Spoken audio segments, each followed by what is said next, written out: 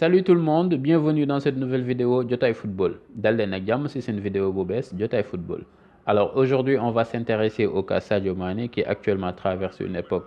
très douloureuse au FC Liverpool. On va essayer de voir dans un premier temps quel a été le parcours de Sadio Mané et ses statistiques au FC Liverpool. Lan mooy problème yi nga xamante ni si mi ngi koy jànkonteel lan moo ko waral et puis en troisième lieu essayer de voir quelle est la solution qu'on pourrait envisager pour l'international sénégalais Sadio Mané. Alors n'hésitez pas de vous abonner, d'activer la cloche de notification et surtout aimer la vidéo si elle vous a plu. Alors Sadio Mané nekk na star boo xamante ni si FC Liverpool kenn dootu ko werante. C'est une grande star aux côtés de Mohamed Salah et de Virgil van Dijk mi nga xamante ni si actuellement dafa blessé dinañ ñëwaat ci kawam. Donc tey jii booy lim staru Liverpool yi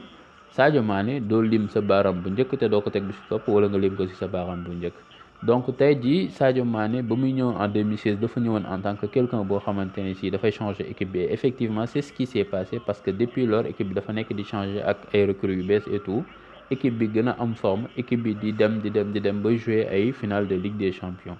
Alors on peut comprendre que ne Sadio Mané mi ngi ñëw 2016 2017 au FC Liverpool ba muy ñëw mi ngi ñëw ak numéro 19 Sadio Mané a joué si période boobu noonu 2006 2017 joué na 27 matchs de championnat dugal 13 buts def 5 passes décisives maintenant 2017 2018 Liverpool daal di dem Ligue des Champions ba mu demee Ligue des Champions encore joué na ba yegg fi nga xamante ni si moom mooy final daal di dagante ki nga xam ne mooy Real Madrid mais Real Madrid du ko dóor ci kaw noonu commencé woon nañ gis sax Zidane daal di intéressé aussi profilu Sadio Mané ñu naan ndax Sadio Mané war na dem Real am déet man bokkoon naa si ñi nga xamante ne si doon nañ wax daal ne tel na pour Sadio Mané mu dem fi nga xamante ne si mooy Real sinon ci banc bi lay féetee alors mu toog fi nga xamante ne si mooy Liverpool daal di am un temps de jeu bu doy man gisoon naa ne nekk na si li nga xamante ne ay avantage am la et effectivement ay avantage am la parce que saison 2018-2019 Sadio Mané dafa ñëw il a été meilleur buteur de la saison en Premier League après il a joué 36 matchs daal di dugal 22 buts ak une passe décisive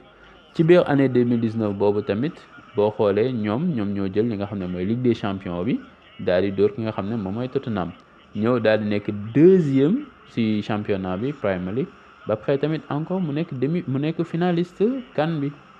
suñu fàttali ko à l'époque Sénégal moo demoon fi nga xamante ni si moom mooy final CAN 2019 moom ak Algérie daal di dóor Sénégal donc yemuñu ci mais ba mu fa jógee delluwaat ci club am da nga gis ne Sadio Mané joué na coupe du monde des clubs daal di koy jël encore donc performance yooyu noonu yëpp nekk lu nga xamante ne si Sadio Mané mi ngi ko doon yokk ko mais mi ngi toujours au FC Liverpool mu daal di ñëw saison 2019-2020 daal di nekk championnat Angleterre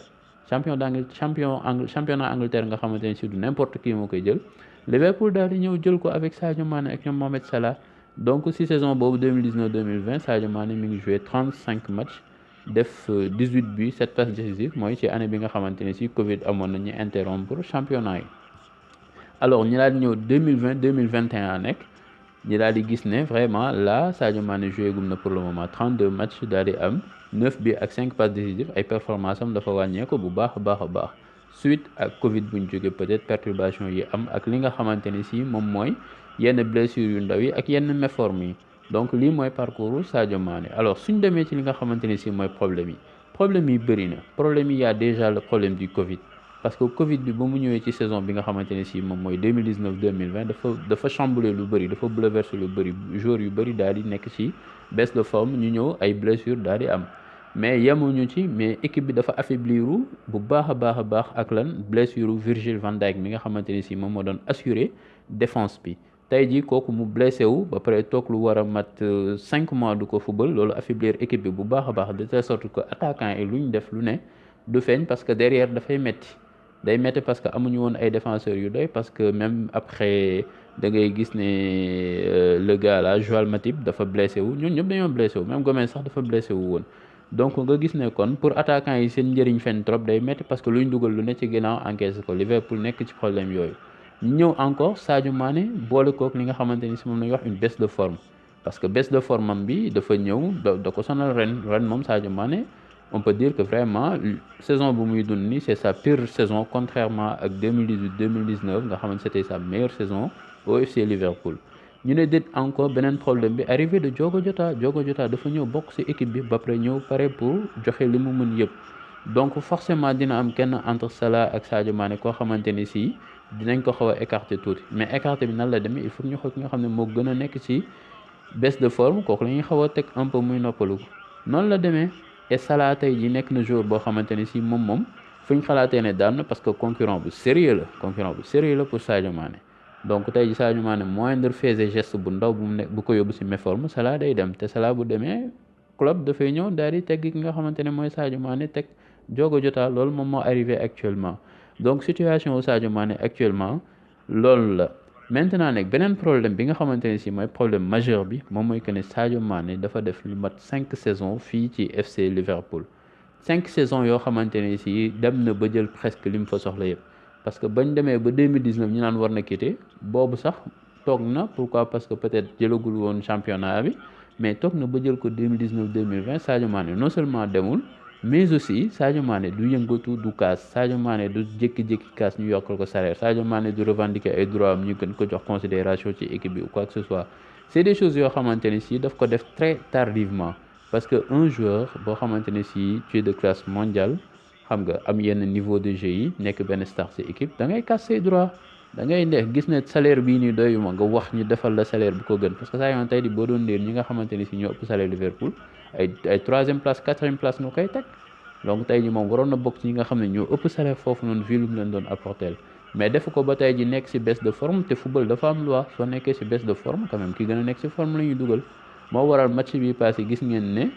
gars yi dañu football ñu dugal ko deuxième mi-temps parce que premier mi-temps bi kan moo départ Diogo Jota Firmino ak Salah dem nañ ba dawal deuxième mi-temps lu yàgg ñu doog ko dugal mu mer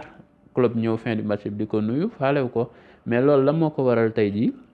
moment yi nga xam ne dafa waroon kaas jël ay décision am defu ko problème am ak Salah aussi c'était comme ça kaasu ko ba Salah di jàkkaarloog moom du ko passe bal bi après si la génn mer di kaas donc yooyu noonu yëpp dafa waroon nekk yoo xamante ne si daf ko waroon am dès le début am un bon manager am un bon coaching am kenn ku koy conseil bu baax fan la war a waxee lan la war a wax lu mu war a kaas yooyu noonu yëpp moo ko doon permettre mu boole loolu noonu yëpp daan nekk un grand joueur mais Sadio Mané est une personne boo xamante ne si c'est sa modestie qui prend le dessus si moom donc tey jii li mu war a def yëpp dafay am problème un peu pour def ko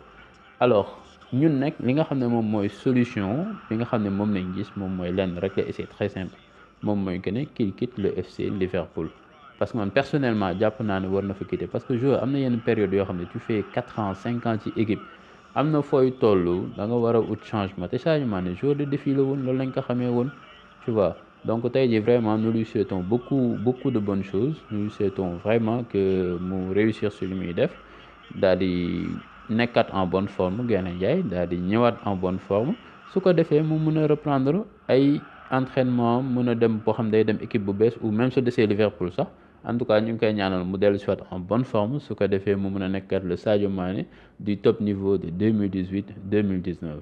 N'oubliez pas de vous abonner, d'activer la cloche des notifications et surtout aimer la vidéo si elle vous a plu. Alors en commentaire dites-nous est-ce que vous croyez que Sadio Mané dafa war a toog Liverpool wala ndax dafa war a dem